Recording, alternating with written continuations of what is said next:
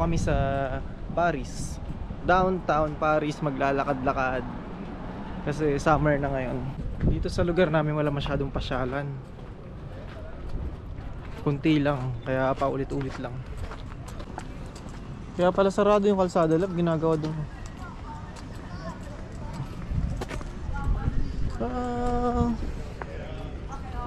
Puntahan natin yung bakery nandun sa kabila kasi ginagawa yung daan. Tayo dito. No. Oh wait. Ice cream, tara, tingin tayo. This way shorter, but if you want to walk the other way, Mas ice cream. Thank you. Wow, ice cream. just like pick up. Oh, okay. Parang ice cream pa. Okay. Take that then. Ito magkano ice cream? One of each. Cappuccino. Tara, bil pa. Ice cream. Tara, magkano? 4 lang. Ano ka na? Maliit lang. Ayun, ice cream. Tanong ka lang, magkano? Wow. Ang daming ice cream dito. Bili kaya tayo. Tara, bili tayo. Isang size lang. Oo. Ito, masarap How na. much for this size? It's Oh. 25. Okay. It's regular cone. Regular cone. It's Your okay. pepper cone for 5. Cup or regular? Ano gusto mo? Cone? Cup na lang siguro ako. Cone. Ito no? Cone na lang yan. Sige, ano sa'yo? Anong flavor? Ito sa akin, mint chip. Banana.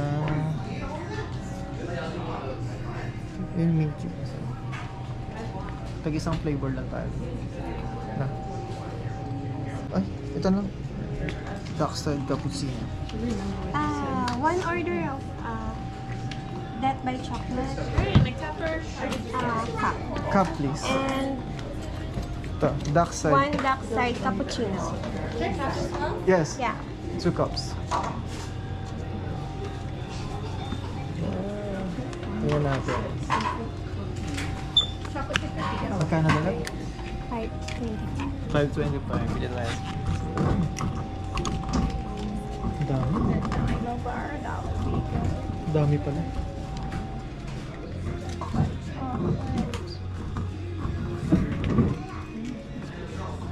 Wow.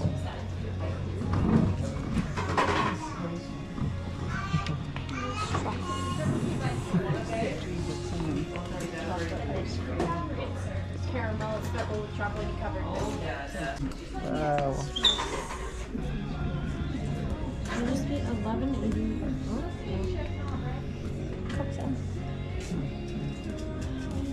$11.86, please. Okay, confirm.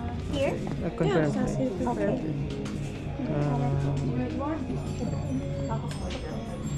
Sir. Okay, done. Ito? Top mo. Taas. Would you like a receipt?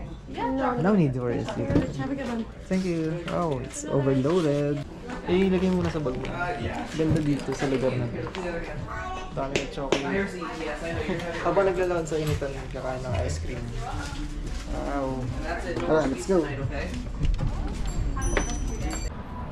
So guys, nakabili nga kami ng ice cream worth $5. Ang dami niya na, isang cup. Tag-isa kami. Dating na ice cream mo. Flavor niya is ano? Chocolate. That chocolate. Tapos ito sa akin, dark side cappuccino. Lalakad-lakad tayo. Punta tayo dun sa kabilang side ng river. Akma sa ano, sa sobrang init na panahon.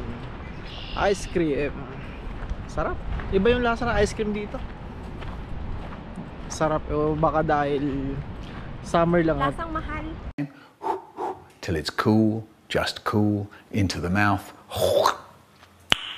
Nice. Lasang mahal. Ganito lang yung buhay namin dito sa Canada kapag walang pasok. Umaalis kami ni Mrs. Pumupunta kami sa mga lugar na nakakapag-relax ng isip. Kasi yung buhay dito ano eh, more on work lang talaga. Kakapagod. Yung katawan mo laging pagod sa trabaho. Tulad ng trabaho namin dito is hindi naman office work, physical job kasi kami dito, kaya ayun, mabigat. Ganun talaga yung buhay dito sa Canada. Hindi pwedeng hindi ka papasok. Araw-araw kailangan pumasok kasi sa taas ng bilihin dito, cost of living, especially bahay, pagkain, etc. Kung may sasakyan ka pa, cellphone. So kailangan mong masustain yung mga bills mo monthly. Di ba? So kala ng iba madali yung buhay abroad, lalo dito sa Canada. Hindi siya madali. Lalo kapag sa mga baguhan, mahirap sa umpisa, mahirap mag-adjust. Mahirap ang lahat sa una. Pero kapag nakabuelo ka na, medyo nagagamay mo na kung paano pamumuhay dito. Ayun, may enjoy mo na. Sa una lang naman mahirap. Tsaka disiplina sa sarili. Dito kasi sa bansang to, lahat kaya mong bilhin. Basta may trabaho ka, may credit card ka. Dito mga credit card halos pinapamigay. Kaya nasasayo na lang kung Matutokso ka. kung matutokso ka, kung hindi mo didisiplina yung sarili mo, kawawa ka dito. Kasi dito puro utang. Matetempt ka sa mga bagay-bagay kung materialistic person ka. Dito ano ka, marami kang mapapamili. Kaya pag nandito ka, lalo at napakahirap pumunta sa bansang to, dapat know your priorities. Yun yung unahin mo, hindi yung kung ano-ano. Kung gusto mo makaipon ng mabilis, okay dito sa bansang to na mag-ipon. Kung dito naman gusto mo mag for good, okay din naman, pero ayun nga, mataas talaga yung cost of living dito. Yung iba kailangan pa magtrabaho ng 1, 2, 3 trabaho. Pag sa katulad ko namang closed work permit, single job lang ako, hindi ako pwede magtrabaho sa iba.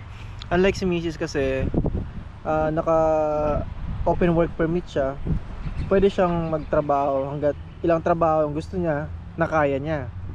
Pero for now, hindi ko siya pinagtatrabaho ng gano'n. Isang work lang, okay na. Maybe soon, kapag ako na open work permit na, or magkaroon ng chance na ma-permanent dito sa bansang to, gusto ko rin magtrabaho ng iba. Pero hindi ko iiwan yung una kong trabaho, part-time lang, additional job lang, para mas mabilis kang makaipon. Ganun. Wala, ba't dalawa sa akin? Hindi ko to kayang ubusin.